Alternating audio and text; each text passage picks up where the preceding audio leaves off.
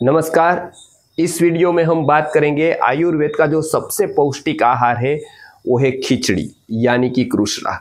पिछले वीडियो में हमने देखा था कि यदि पूरे के पूरे आहार वर्ग में से हमको केवल 2 व्यंजन पर जीवन गुजारना हो और स्वस्थ रहना हो तो वो 2 व्यंजन होते हैं दाल और चावल, और ये दोनों को यदि मिक्स किया जाए तो बनती है खिचड़ी, जिसको आयुर्वेद में कहा जाता है कृष्णा, जो बहुत ही प्रसिद्ध व्यंजन है और अब तो भारत के हर एक प्रदेश में वो बनता है। तो चलिए देखते हैं खिचड़ी के कितने प्रकार है। तो सर्वप्रथम हम देखते हैं कि प्राचीन ग्रंथों में वर्णित जो 3 प्रकार की खिचड़ी बताई गई है, यदि विस्तार से बात करें तो दाल और चावल को मिलाकर एक विशेष विधि से पकाया जाता है, उसको खिचड़ी या कृष्णा कहा जाता है। उसके गुणों का वर्णन तो बहुत प्राचीन ग्रंथों में भी मिलता है, जैसे अष्टांग हृदयम में, लेकिन उसको बनाने की पद्धति का वर्णन भाव प्रकाश नामक ग्रंथ में दिया गया है। तो इस पर हम पहले देखते हैं कि वो किस प्रकार से उसको पहले मिलाना है। तो सबसे प्रथम जो खिचड़ी के प्रसिद्धि है वो सौराष्ट्र यानी कि गुजरात के ही प्रांत में है।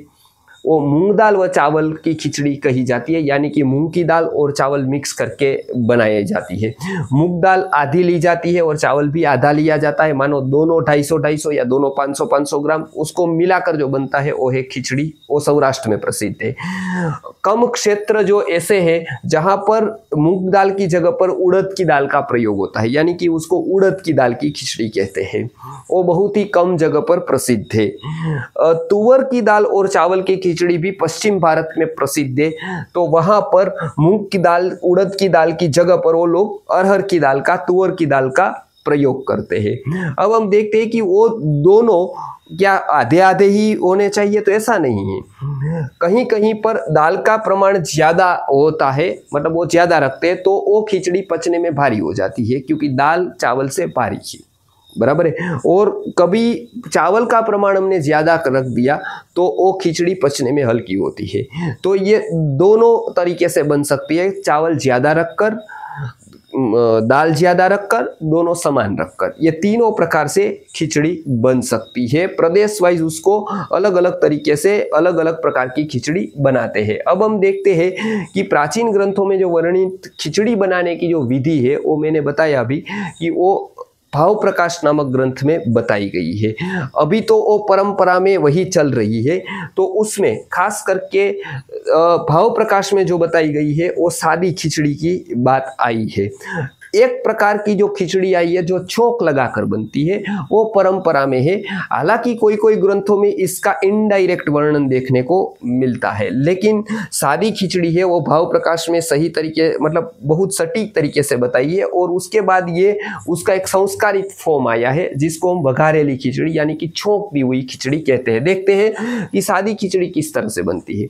तो उसमें जो पानी है, पानी से अच्छे से धोकर, मतलब दाल और चावल मिला दिया, उसको अच्छे से धो दिया, एक पात्र में दाल व चावल डाल दिया, उसमें थोड़ा प्रमाण सर पानी डाला और उसमें नमक हल्दी डालकर हल्की आंच पर रख दिया, पक गई, बराबर नरम हो गया दाना, पक गई तो ये हो गई सादी खिचड़ी, बराबर है। ये सादी खिचड़ी हो गई, बराबर है। तो ये खिचड़ी का वर्णन जो देखने को मिलता है वो एक प्रकार की है। ये थोड़ी पचने में भारी है, इसको असंस्कृत कहते हैं, मतलब वो संस्कारित नहीं की गई है, मतलब अग्नि संस्कारित तो है, लेकिन और दूसरा जो संस्कार होता है, जो छोंक से संस्कार होता है उसका, जिसको हम छोंक देना कहते हैं, गुजराती भाषा में इसको वघार देना कहते हैं, तो वो नहीं हुआ है, इसके लिए दूसरा संस्कार नहीं हुआ है उसका। और आयुर्वेद का ये सूत्र है संस्कारम गुणांतराधानम, यानी कि संस्कार उसको कहते हैं उसके गुण को अधिक बढ़ाए और पचने में भी हल्का कर दे। तो अब दूसरे प्रकार की खिचड़ी हम देखते हैं जो छोंक लगाई हुई होती है। तो सादी खिचड़ी पहले बनाए, उसमें सरसों मेथी हींग से तिल तेल का तड़का लगाए, या कोई भी अच्छे तेल का जो आयुर्वेद का गुण वाला तेल है आयुर्वेद की दृष्टि से उसका, और उसमें नमक हल्दी मिर्च जीरा मसाले, थोड़े अलग अलग प्रकार के जो ऋतु अनुसार 1-2 सब्जी आती है उसको शाक को काटकर थोड़ा थोड़े टुकड़े डाले, वो कहते हैं वघारेली खिचड़ी, मतलब कि छोंक दी हुई खिचड़ी। तो वो पौष्टिक भी होते और हल्की भी होती है पचने में। तो इस प्रकार की खिचड़ी पचने में हल्की होती है क्योंकि वो संस्कारित हो जाती है बात, बराबर है। तो ये हमने देखे खिचड़ी बनाने की विधि। अब देखते हैं कि विभिन्न प्रकार की खिचड़ी के अलग अलग गुण हैं। मतलब हमने पहले देखा था कि कहीं कहीं मूंग दाल की खिचड़ी बनती है, कहीं उड़द दाल की बनती है, कहीं तुअर दाल की, अरहर दाल की बनती है। तो क्या क्या गुण है उसके। मूंग दाल की खिचड़ी हालांकि बहुत ही प्रसिद्ध है, तो वो बलकारक, पुष्टिकारक, तृप्तिदायक, थोड़े वायु करने वाली और शीतल और अल्प बल देने वाली है। मतलब ये खिचड़ी जो है वो बहुत ही मतलब पचन में हल्की है, इसके लिए वृद्ध लोग इसका प्रयोग कर सकते हैं। अल्प बल देने वाली है, बल पुष्टिकारक है, तृप्तिदायक है, तो रोज बरोज के जीवन में हम खा सकते हैं। तो ये मूंग दाल की खिचड़ी की है। उड़द दाल की खिचड़ी कफ और पित्तवर्धक है, मलमूत्र उत्पन्न करने वाली है, वीर्यवर्धक है, पचने में भारी है, बुद्धि को घटाने वाली है। तो इसका प्रयोग हम कभी कभी कर सकते हैं, विद्यार्थी अवस्था में इसका प्रयोग नहीं करना चाहिए क्योंकि बुद्धि को घटाने वाली है। और कफ पित्त के रोगों में भी इसका उपयोग नहीं करना चाहिए क्योंकि कफ पित्त की वर्धक है। तो इस प्रकार से हम उड़द दाल की खिचड़ी का भी प्रयोग कभी कभी कर सकते हैं। जो प्रदेश में वो चल रही है, वो प्रदेश को तो आपको लगेगा कि अच्छा मैं तो ये खा रहा हूं, लेकिन ऐसा तो कुछ नहीं है। तो उसका एक कंसेप्ट आता है, उसको कहते हैं प्रदेश सात्म्य। प्रदेश सात्म्य एक ऐसा कंसेप्ट है कि आपके जो दादा से लेकर, पिता से लेकर पुरानी जो जनरेशन है वो कुछ खाती आई हो, तो उसको कभी आयुर्वेद की दृष्टि से वो भारी भी हो, आयुर्वेद की दृष्टि से उसके कुछ गुण बराबर न भी हो, लेकिन वो यदि एक सूट हो गया शरीर को, तो उसको कहते हैं प्रदेश सात्म्य। बराबर है। तो ये प्रदेश सात्म्य का कंसेप्ट यहाँ काम करता है। जो प्रदेश में जो लोग खाते हैं प्रायः उसको वो सात्म्य हो जाता है। तो ये वीडियो देखकर आप ऐसा मत करना कि 2 पेड़ी से खा रहे हो अचानक बंद मत कर देना कि चलो भाई अब मैं बंद कर दूंगा कल से, नहीं तो वो सात्म्य हो जाता है। तो आपको शरीर को वो सूट हो गया है। तो वो यहाँ पर आपको एक इंगित और गुण बताने के लिए, लेकिन अपवाद भी है, उसका भी आप याद रखिएगा, जो प्रदेश सात्म्य का अपवाद है। बराबर है, क्योंकि आयुर्वेद नियम को भी मानता है, अपवाद को भी मानता है, पूर्ण शास्त्र है। तुअर दाल की खिचड़ी, अरहर दाल की खिचड़ी के क्या वर्णन। कफ पित्त दोष शामक है, थोड़ी सी वायु करता है, जठराग्निवर्धक है, विष शामक है, रक्त विकार नाश करती है। जिसको स्किन प्रॉब्लम है, स्किन डिसीज है, वो तुअर दाल की खिचड़ी खाएंगे, उसको बहुत सारा लाभ होगा। ये भी मतलब कफ पित्त वाले भी खा सकते हैं क्योंकि दोष शामक है। तो जठराग्निवर्धक है, तो भूख भी बढ़ेगी। तो इस प्रकार की खिचड़ी वृद्ध भी खा सकते हैं, युवा बाल भी, बच्चे भी खा सकते हैं। आगे हम देखते हैं तो खिचड़ी किसके साथ खानी चाहिए, मतलब दोष अनुसार खिचड़ी का सेवन किसके साथ करना चाहिए, मतलब अनुपान क्या रखना चाहिए खिचड़ी के साथ। बराबर है।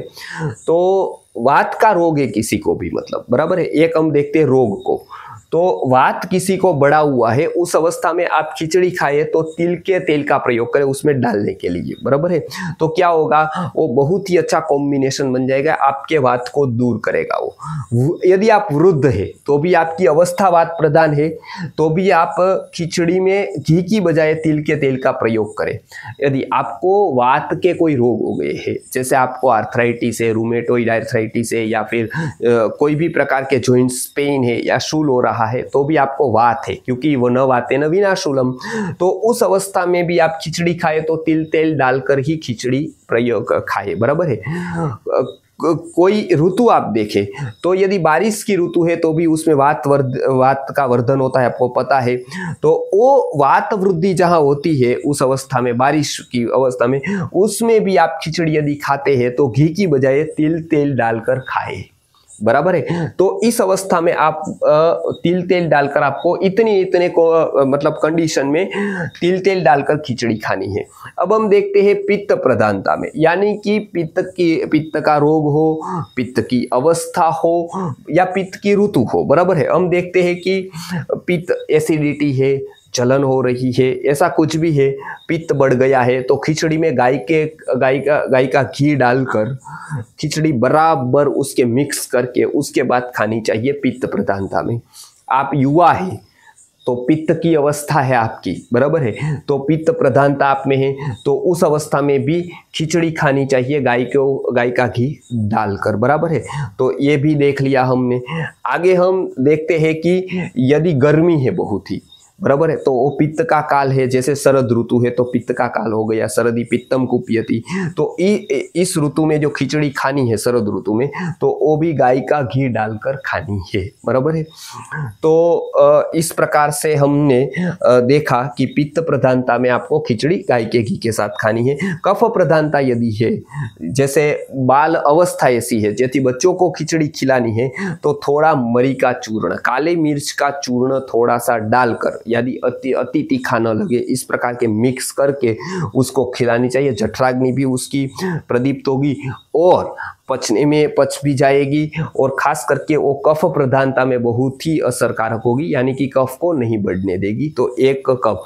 दूसरा, कफ के रोग हो, सर्दी खांसी ऐसा रहता हो, आपको कोई एलर्जी हो, साइनस हो, नाक बंद रहता हो, सिर भारी रहता हो, उस अवस्था में जो शिरोविरेचक द्रव्य है वो काल्या मिर्च है।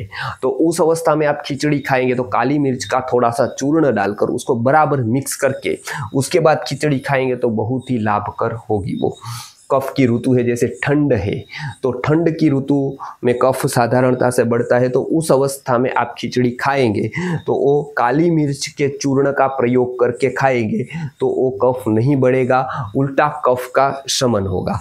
तो इस प्रकार से दोष अनुसार आप जो खिचड़ी यानी कि क्रूसरा खाते हैं वो क्या डालकर खाना चाहिए, उसका अनुपान क्या होना चाहिए, तो ये इसमें बताया हमने। अब आगे देखते हैं कि कैसी खिचड़ी भूल भी नहीं खानी चाहिए। तो हम देखते हैं कि आजकल लोग ओवन में रखते हैं, तो ओवन में रखी हुई खिचड़ी भूलकर भी नहीं खानी चाहिए क्योंकि वो व्यक्ति के बल को हर लेती है। फ्रिज में रखी हुई खिचड़ी तो पचने में भारी हो जाती है और वायु को उत्पन्न करती है, गैस के रोग करती है, तो वो भी नहीं खानी चाहिए। एक बार गर्म की खिचड़ी ठंडी हो गई, उसके बाद दूसरी बार गर्म करके तो नहीं खानी चाहिए क्योंकि वो तो पोषक तत्व रही और त्रिदोष कारक हो जाती है। और जो सात्विक लोग हैं उसके लिए तो ये बिल्कुल अपथ्य है क्योंकि वो तामस को बढ़ाने वाली हो जाती है, एक प्रकार का तामस आहार हो जाता है। अर्धपक्व और अति पक्व भी नहीं खानी चाहिए। अर्धपक्व यानी कि बराबर पकी न हो, बराबर। उसमें दो दोष होते हैं, या तो कुकर में जल्दी जल्दी लोग पका लेते हैं तो पकती नहीं है बराबर, तो भी दोष का रखे। अच्छा, कोई मिट्टी में पकाता है तो भी ये दोष रह जाता है, वो भी बराबर पकती नहीं है, यदि वो देखने को नहीं आया और बराबर पकी नहीं, वो परोस दी, वो भी अर्धपक्व रह जाती है। तो आप ये भी ध्यान रखें कि खिचड़ी बराबर पकी है कि नहीं पकी है। फिर अति पक्व हो जाएगी, बिल्कुल ही पक जाएगी, बहुत अधिक पक जाएगी, बिल्कुल दाना टूटकर जैसे लाइक पानी जैसा हो जाएगा, ऐसी अति पक्व खिचड़ी भी नहीं खानी चाहिए। तो वो भी क्या करती है, पाचन में अवरोध उत्पन्न करने वाली बन जाती है। तो इस प्रकार की खिचड़ी भूलकर भी नहीं खानी चाहिए। तो इस वीडियो में हमने खिचड़ी के बारे में पूरा का पूरा देखा। तो ऐसे ही आहार द्रव्यों के बारे में जानने के लिए हमारी शास्त्रोक्त आयुर्वेदा चैनल पर पूरा का पूरा आहार का विधि के वीडियोस दिए हैं, और ज़्यादा जिसको जानना है, आयुर्वेद में जिसको रस रुचि है, उसके लिए अलग से मिनी BAMS का पूरा अभ्यासक्रम रखा है, उसमें आप देख सकते हैं। और आगे ऐसे ही हमारे ग्रंथ के अनुसार बहुत सारे वीडियो अन्य विषय के भी बने हैं, तो उसको देखने के लिए आप आचार्य मेहुल भाई चैनल सब्सक्राइब कर सकते हैं, देख सकते हैं। तो इतना ही।